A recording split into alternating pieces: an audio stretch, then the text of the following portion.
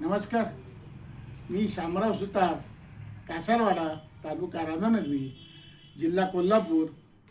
मी माझी स्वरचित कविता वार्धक्य अस्त सादर करत आहे.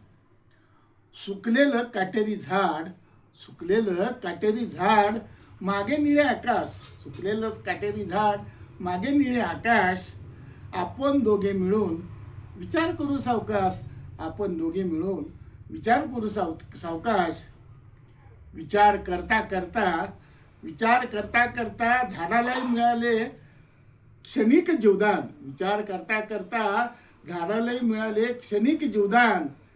त्यात थोडेसे मिळाले सात्विक समाधान. त्यात थोडेसे मिळाले सात्विक समाधान. झाडाला सुद्धा सजीव झाल्याचा आनंद झाला. झाडाला सुद्धा सजीव झाल्याचा आनंद झाला. काही क्षणापुरता त्यातूनही झाला त्याला परमानंद. त्यातूनही झाला त्याला परमानंद.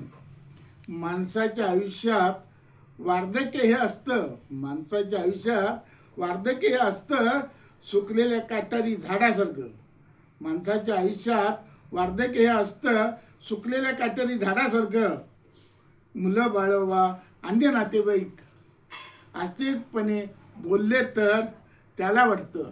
मुलं बाळं वा अन्य नातेवाईक वास्तविकपणे बोलले तर त्याला वाटतं जिवंत असल्यासारखं. त्याला वाटतं जिवंत असल्यासारखं. नाही कोणी बोलले तर मात्र वाटतं मेल्यासारखं. नाही कोणी बोलले तर मात्र वाटतं मेल्यासारखं. धन्यवाद.